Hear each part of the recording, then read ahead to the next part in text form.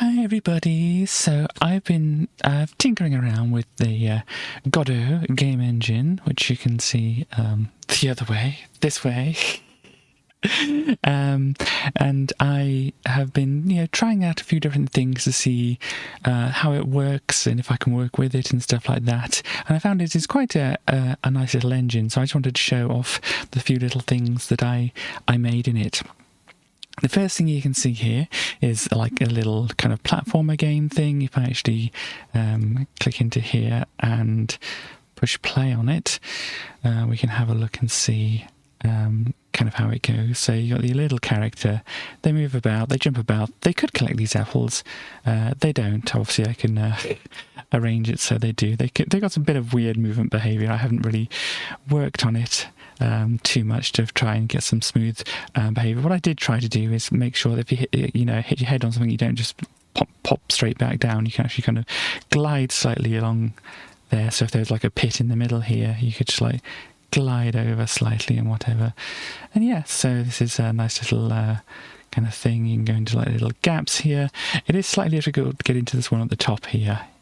You have to be kind of a bit precise, so obviously I'd want to tinker with the engine and the feel of things just so that you can actually get into places like this a lot easier and stuff like that. But yeah, it's got a little bit of, because what would happen if I had just held space, what would have happened is the character would have kept jumping up and down.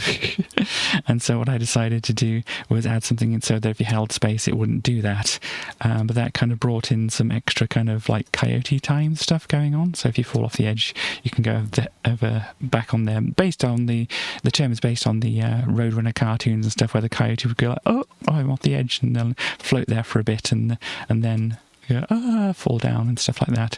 So yeah, it's got a bit of a coyote time there. Boink. Let's go back up there. So it's maybe a little bit too much. It does stop after a little while. You don't get infinite coyote time. One thing I did want to kind of change if I was going to play around with this a bit more is if you're just a few pixels from the ground and you push space, it would kind of, I think, feel better for you to be able to jump off the ground. Obviously I've got a thing done so if you hold down the button you don't keep pogoing up and down and whatever.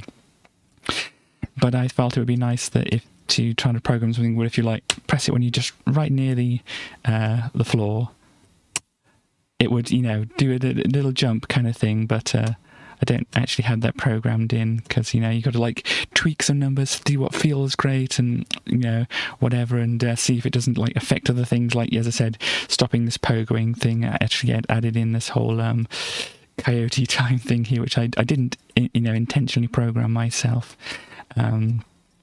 No, it wasn't that. It wasn't the pogoing thing. It was the bumping your head against the ceiling thing and not going straight back down. That's what's introduced the coyote time thing to it. So yeah, because I wanted to implement this, it also had the side effect of implementing this as well.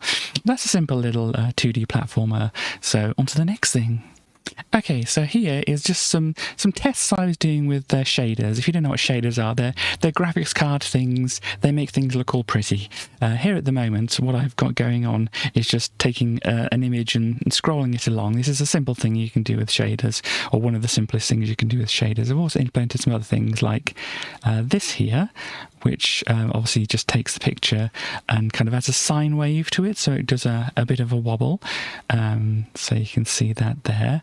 I've also implemented, this is a thing I'd implemented before, but just kind of like moved over into the engine here because it used a shader and whatever. This is the CRT emulation kind of thing I tried to do. It's not perfect. It's not the greatest implementation, and you probably can't see too well on the video. But there's noise going on, so YouTube might be destroying the bit rate of this at the moment. But let's carry on here. So I've also what is this one? This is something else. So I've also implemented this thing. This is just like a simple, you've got two noise things there kind of going in front of each other. They're multiplying together. You don't need to understand what any of that means. All you need to know is it makes these kind of like cloudy, foggy kind of looks to things. Next thing I've got here is just a picture. This is just a picture. Nothing other than just a picture here, but I did kind of had like an overlay thing, which I did, which adds like this black and white and this blurred effect. You won't see it too well here. There's a thing later which makes means that you might be able to see it a little bit better, but I can, oh gosh, if I grab the right thing, I can drag this around to make everything black and white and blurred and stuff like this. So this is like the second pass of what my CRT filter does, so it'd add this extra thing to make it look even more CRT-ish. I didn't implement it in colour before, so it's not implemented in colour now. But yeah, it kind of like makes it slow. Like, you know, on a CRT, obviously the electron beam that makes the pixels would, you know, not just be on off on off on off. It would take some time to fade between them, so it's kind of blurring across horizontals to try and make it look like it's, you know, fading in between different states and stuff like that. There may be better ways to do it, but that's the way I implemented it here. And you can see I just can wave this over everything, and it makes it look a bit more blurry and a bit more black and white. It might be hard to tell on the video, but that is what it is doing. The next thing I've got here is just a basic kind of pixelation kind of thing. Obviously, it's in front of the the black and white filter, so it's not actually filtering this part here, as you can see. But yes, taking the same picture, adding some kind of pixelation to it. The next thing here is something you can't see. And then the other thing on the side here is not something this is in this view at all. This is me trying to see how to do things in 3D, and gosh, that's a bright square. But yeah, this other thing is a thing you can't see, but you can see it if I run the program. Because of the way things work, in the editor view, I can't get this to follow the mouse around and work properly. So this is what I've got going on now. If you look at things here, you should be able to see the pixelization of things here, all the random noise and stuff like that. If we kind of cross over into these two zones, hopefully YouTube isn't destroying the quality of this here. But on the black and white part, hopefully you can see it's kind of more blurred as it's going across. Well, that's on the colour part, it's more clean and stuff like that. So obviously, if you want the CRT filter effect, you want it to be more blurry and stuff like that. So that's what I've got going on. But yeah, this is basically just like a little magnifier thing which you can move around the screen and such like that, which is a pretty neat little effect. So that's the shaders I've been playing around with. Next up, so what we've got here is an idea I had in my head about how you can move a character around in a 3D world. I mean, there's lots of different ways that people have done this kind of thing. Obviously, from the start, we've got Mario 64, and that kind of control scheme has kind of slightly evolved and been in lots of different games. And there's other things like Fez using the orthographic view and kind of rotating around like tower structures and things like that. And obviously then things like New Super Mario Brothers, where you've got like the 3D graphics but the 2D movement, and then other things where you might be able to go back into different planes or other stuff like that. But I had in this mind, I hadn't seen anybody do it anywhere. I mean, it's a possibility that people have, and I've missed it. But this is kind of a character movement system in 3D, which if I just play the scene here. So what I've got going on here is just, well, this is kind of like your basic kind of, if you had a side scroll, obviously it's very, very rough. It's using a lot of stock stuff here. But yeah, it's just kind of like your 2D character movement, and you've got your 3D graphics going on, and you say, oh, this is good. This is kind of like, the Super Mario Brothers 3D, New Super Mario Brothers thing, where you can just kind of like do like stuff in like 2D platformer movement, but with 3D graphics and stuff like that. But that's not the whole thing to this. The other thing to this is I can push a button, and it rotates around, and then you can kind of walk on the other scenery and stuff like that. So this seemed like, a way to do this kind of 3D character movement here. Yeah, the character kind of gets stuck behind there. There's a little bit too big to fit into the gaps back there. But yeah, it's like an attempt at doing a different type of 3D character movement, so you can just like jump around like you would in a 2D platformer, but in a 3D space. And so I hadn't seen anybody else do anything like this before. I mean, as I said, Fez is kind of similar, but you kind of go around towers and things like that, and so it's not quite the same, and obviously that has another little gimmick to it as well. But yeah, if anybody's seen any games that do anything like this, obviously let me know. I might try to expand on this on my own, but 3D stuff, it blows my mind even further than 2D stuff and whatever. It's quite a lot to wrap your head around with, matrices and whatever else, so, it's a complicated thing if you've never looked into it. But I think there's some functions in here that might make it a little bit easier, and you can fall out of the level, of course. I haven't stopped the character from being able to do that. So the last thing I've implemented is, it's not this right here. This is just Google.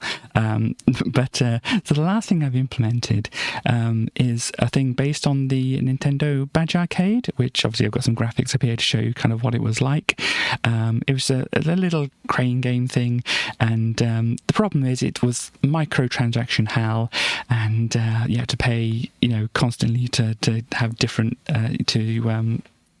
have turns. It's like pay £1 for or 5 turns or whatever, then pay £5 for like however many turns and whatever, that kind of thing. So it's just like, yeah, it's kind of annoying. But they did have like free goes every day, and so I just kind of like logged onto it every day, played with those free goes. I might have paid for like 1 or 2 goes when there was something that I really wanted out of one of the machines, because you could take the badges and put them on your home screen of the 3DS. So it was pretty cool. Yeah, I just really liked the crane game thing. So what I did is implement a kind of version of it in here. So this is just a basic kind of thing. So if I play it, you'll get the idea of what it is. Actually, if I'm in the right scene or right window. So here it is. I've got a pink square disrupting everything, and then you've got your crane which comes across and grabs various things. And yeah, it's quite a fun little thing. The physics are a bit wonky, but that's what you kind of can expect from these kind of things. So you've got various different squares or cubes, as I might call them. And the physics can get a bit wonky. Various different squares or cubes, as I might call them. And these other shapes, these yellow ones I'm calling lemons, hopefully for obvious reasons. And then the green ones, which I call limes, which I've added a different kind of physics material to, which makes them slippy. So it's not... it's not quite as easy to grab them as the lemons or any of the other ones. And the red square that you see in there, that's a heavier object than these other objects, so it's slightly harder to grab. You might not be able to grab it like that, for example, because it's heavier, and it might, especially when the crane is jolting around, it might fall out. Yeah, the crane can interact with the items in the background. You can kind of see how slippy this lime is. It slides about quite freely, while the other items don't do so much, and it's obviously harder to grab hold of them. And that it's got things so that it you can't go out of the playfield, and you might think those things at the edge are difficult to get. You just kind of got to work with the physics a bit. If I can get this in the right place, let's hope I can do this soon enough so I can give a demonstration of how this would work. You kind of can flick the things over, and then you can go back to grab them like this. And that lime looks like it might be able to be grabbed. Obviously, I want to wait until this block's gone past, and then I can come by and try and grab the lime. Yeah, if you grab it like this, it's not in much danger of slipping out and stuff like that. But yeah, if you try and grab it a bit funnily, yeah, it managed to hold in there, but because of its shape, really. And then we might be able to demo the red cube, which as I said, is a bit heavier and stuff here. So if I come down, obviously I've got to try and grab it correctly in the first place, and it might be a bit difficult to do so right here. But look, if we can flick things around, we might be able to grab that red cube now. So let's try and go down. Yeah, you see it's heavier. Some other times you might have been able to pick 2 objects up like that, but because that red cube is heavier, then it's a little more difficult to do so, because yeah, it's going to fall out of the grip of the crane because it's heavier than other things, and I wasn't grabbing onto it very tightly. And you can see even then it was like just falling out and that kind of thing. So this is the general idea of it. Plus I do have a level 2. I mean, it's not in any specific order, it's just like the second level that I made. And so you should be able to see that I've kind of just changed the environment around a bit, so that things can like fall into the gaps on the side in the playfield instead of just into this little pit here. So if you do manage to get them in the right place, or if they fall off like that, hope maybe they will fall into the thing. But yeah, it's a nice little kind of crane game engine that I've created here. Just fun little thing just to mess around with like this. And so yeah, I could try and just like to copy the Nintendo Badge Arcade thing, but you know, there's plenty of other things I could try to implement in a game like this. I've been testing out a few thoughts in my head, seeing if I could think of how to implement them and whether they might be fun. There's one thing which I think would be interesting, but would be pretty difficult to code up and stuff like that. But yeah, so I'm just thinking of what different things I could do, what I want to do with this engine, rather than try and copy what somebody else did with the engine. So I might just try and finish off this level here, just to kind of give an idea. And yeah, everything's placeholder here. I just picked colours because those were the colours I fancied at the time, and it's just what I went with. And I have you can probably see the little light at the top, which tells you when the crane is ready to go again.